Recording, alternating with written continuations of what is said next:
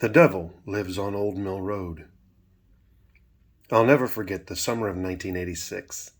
My father's company sent him overseas to supervise the setup of their new office in Germany. It had always just been my father and me, but the company would only pay for his accommodations. So it was decided that I would spend the summer with my grandparents in Virginia. Grandpa Richard was retired Army, served in World War II, Korea, and Vietnam. He had a giant gray beard and a bald head and always reminded me of Dan Haggerty as Grizzly Adams. It seemed like he always had a red and black tartan work shirt on and a permanent scowl. Grandma Rosa told me that he only smiled once on a Sunday, but I must have not been around when that happened. My Grandma Rosa worked odd jobs all her life. Sometimes she'd tell me stories about the war that I'd really not want to hear, personal aspects of their lives that I could have gone without ever knowing. She had lost her first husband in World War II. She was a pretty woman, had a kind face that counteracted Grandpa Richard's permanent frown. I spent most of the summer trying to stay out of my grandparents' hair as much as possible, while at the same time be available if they needed me to do chores or run an errand for them. It was what my father told me to do during the drive there. "Just stay out of their hair," he said, "and do what they tell you. You hear me?" We'd brought my bicycle, a rusty red Huffy. I had nicknamed Old Yeller, in anticipation of the day I'd have to put it out of its misery. I rode Old Yeller all over town, looking for other kids to play with or just exploring because there was nothing else to do. There was an arcade in town, but I rarely had any money. Sometimes I'd find a quarter wedged in the cracks of the sidewalk or a dollar sitting in a puddle by the curb. But I gave those to Grandma Rosa because I felt obligated to help them pay for feeding me. One day I found an old dirt road that ended at a stream, and I spent hours skipping stones in it. By the time I got back, it was getting on dinner time, and Grandpa was sitting at the porch waiting for me. He was scowling as usual. "Where you been, boy?" he asked me. "I'm sorry, Grandpa," I said. "I was skipping stones and lost track of time." He raised his eyebrows, and I could see his eyes for once. "You were down by the creek?" Yes, sir." "How'd you get there, boy?" "You cutting through people's yards?" "No, sir. There was a road." "What road?" "An old dirt road, Chapel, I think it was called." He eased back in the swing. Until that moment I hadn't noticed how he had started looking towards me. Sighing, he started pulling at his Grizzly Adams beard. "There's a road." "Sir?" "Shut up, boy, and listen."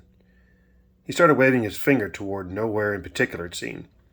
"Just beyond that, one you was on. 2 roads down from Chapel.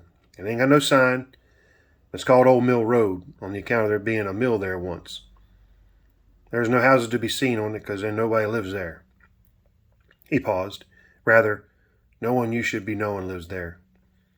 At that he stuck his finger in my face and put on his preacher's voice, the one that meant you'd better be listening. "You listen good, boy. You stay off Old Mill Road. It's evil. Devil lives down there." Yes, sir," I said instinctively, leaning away from his imposing finger. "Good," he said, reverting back to his calmer state of angry. "Now get inside and wash up for chow." Well, naturally, you can't tell a child to stay away from something and not expect that child to be curious. But Grandpa was intimidating, so it lasted about a week and a half before I started questioning whether he was just a crazy old coot. It was hot, middle of July. I was riding Old Yeller along the back roads where it was thick with forest. I could pull off and sit in the shade from time to time. I was exploring again, just following the edge of the road, turning down the side streets and turning around whenever I happened upon a cul-de-sac. When I came by Old Mill Road, it was from the opposite direction, and I didn't even realize it. Like Grandpa Roy had said, there was no sign indicating where it was, just a stretch of dirt road with no distinguishing houses or markers.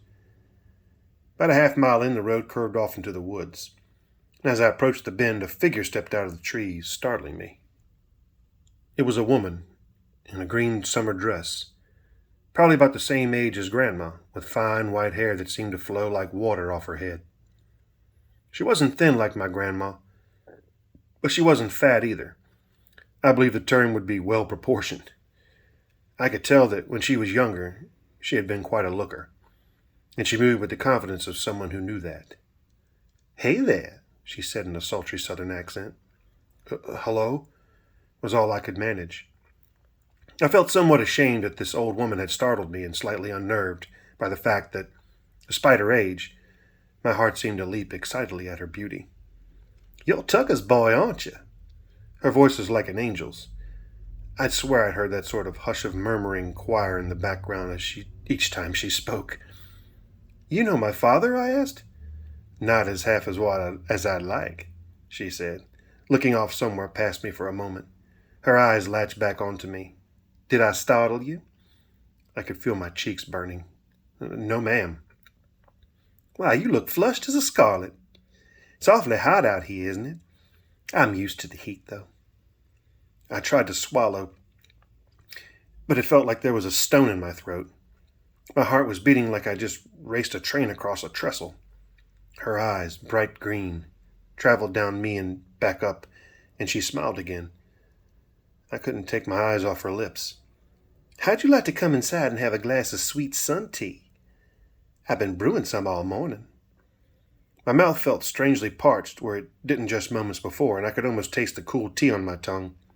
But something in my stomach lurched, and it distracted me momentarily from the overwhelming desire to follow her. Inside? It seemed a strange thing to ask, but I realized that I hadn't seen a house anywhere.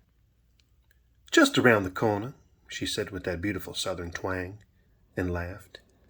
Her laughter echoed in my ears, and for a moment all I could think was what I would give to hear that laugh again. "I got some ice-cold sherbet, too," she grinned. "Do you like sherbet? Come inside and rest a spell." I felt dizzy. My stomach was doing cartwheels. "You look like you need to sit down, hon." "I'm sorry, I need to be getting home." "You staying with your grandparents?" I nodded dumbly.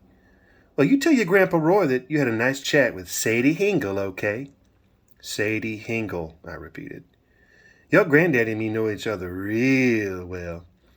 She winked and smiled at me again, but didn't feel warm and friendly anymore.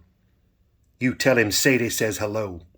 Tell him I miss his visits, and I look forward to seeing him again."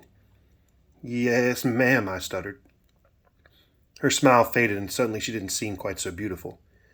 There was something malevolent beneath the surface that made me grip Old Yeller's handlebars tight.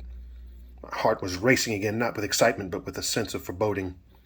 She stared at me, her eyes clinging onto mine until somehow I managed to break my gaze and turn around. I got on Old Yeller and started pedaling. With each second I moved further back down the road, the tension in my chest seemed to ease. I glanced back over my shoulder, but the road behind me was empty. It wasn't until I had returned to the main road and been riding a while that I passed Chapel Road and realized what that meant. When I got back to my grandparents' house, Grandpa was out front, fixing a rail that had come loose on the porch. I could see Grandma in the backyard, hanging laundry and singing to herself. "Grandpa?" I said in a nervous tone. "Eh?" He looked up. "What is it, boy?" "Sir, I swallowed hard, afraid to tell him that I had been on Old Mill Road. He stood up and set the hammer down. That seemed to lower my anxiety a little bit, like I'd gotten into my head that he wasn't going to hit me with it. "I met Mrs. Hingle today. She said to say hello." "Miss Hingle?" His forehead bunched up into an expression of puzzlement. "Who's that?" "Miss Sadie Hingle, sir," I said. "I ran into her today." "Sadie Hingle?" He paused a moment, then all the color seemed to drain out of his face. He glared at me. "How do you know who Sadie Hingle is, boy?" "I met her today, sir. I accidentally went down Old Mill Road and—" "You went down Old Mill Road?" The color came back into his face and he turned crimson. "Did you forget what I told you?" "No, sir, but I didn't know." "Get inside," he erupted. I ran in, frightened. Grandma came in from the back carrying an empty laundry basket. "For heaven's sake, what's going on here?" "I'm sorry, Grandma. I didn't mean to." Grandpa stormed in, slamming the front door. He went down on Old Mill Road after I told him not to. "Oh, Richard." Grandma started to say something in my defense, but I didn't give her the chance. "I met Miss Hingle, but I just said hello and left." I started to cry. Grandma went white as a sheet and stared off into space. Sadie Hingle," she whispered. Before anything more could be said, Grandpa twisted my ear and dragged me crying into my room, where he pulled off his belt and gave me a lashing like I've never had before or since. I stayed in my room through dinner and the rest of the evening. Around 9 o'clock, Grandma came in quietly with a glass of milk and something to eat. She hugged me tightly and told me that I hadn't done anything wrong and that Grandpa was wrong to have punished me. "Who's Sadie Hingle?" I asked her. Her complexion paled again. She got nervous, but she sat down on the end of my bed, checking out the door, started to tell me in a hushed tone. As she did so, she crossed herself. "Well, Miss Sadie Hingle was a parishioner at your grandpa's church. She was a widow who lived there by herself over on Wayland Street. Her husband died in the war a long time ago, and she used to make ornaments and things to sell in town, but people often would help her out because she was all alone."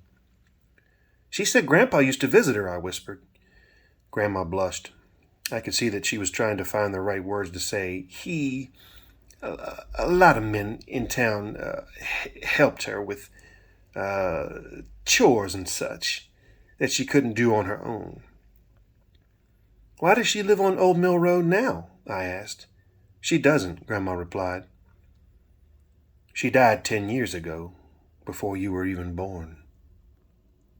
It was my turn to be white as a sheet. Grandma kissed me goodnight and took away the dishes, but that night I didn't sleep a wink. In fact, I spent the rest of that summer not sleeping very well. My grandma passed away 6 years later from leukemia. Grandpa continued on for another 10 in that house of theirs. My father and I visited him from time to time, but there was a tension between me and Grandpa that hadn't been there before that summer. It wasn't until I was a teenager that I realized some of what Grandma was avoiding telling me that night. By then I had almost convinced myself that that encounter with Sadie Hingle had been a delusion, made crazy by the heat. When my grandpa died in 2002, I drove out and attended his funeral. I'd expected it to be a big town affair, hence he had been a pastor at the local parish for many years. But surprisingly, not many people showed up, just a few, including me, my dad, a couple distant cousins, and some guy I'd never met, who shook my hand and gave me his condolences without even introducing himself. After the services, I drove past their old house. It looked so run down and deserted. The porch was on the verge of collapse. With his health waning, Grandpa Roy had given up on keeping the house in shape. Continuing down the road, I remembered that summer in '86, and the one day that forever defined my relationship with my grandfather. I found myself turning off onto a back road, driving past Chapel. I knew where I was going, but I didn't know why. I guess something inside me wanted to see that road one more time, prove to myself that I had not actually been there and had not met Miss Sadie Hingle, and get a sense of closure. Old Mill Road was just like I'd remembered it. No sign at the turn, no houses. Nothing at all had changed, and I felt a chilling sense of dread as I turned onto it and drove slowly down the dirt road. It was getting dark, and the woods seemed to be looming in on me from both sides.